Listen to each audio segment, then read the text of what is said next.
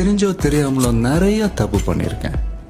அதை திருத்திக்கிறதுக்கு கடைசி சான்ஸ் தான் இந்த குடும்பம்.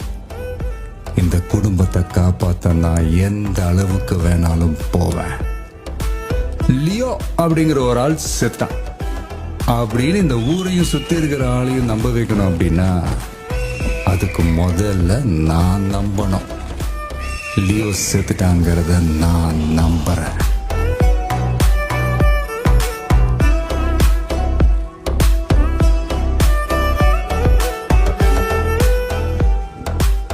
எப்படி இருக்க? இன்னொரு 1000 பேர் வந்த நீதான் லியோவானு. நான் தாண்டா லியோ தாஸ்.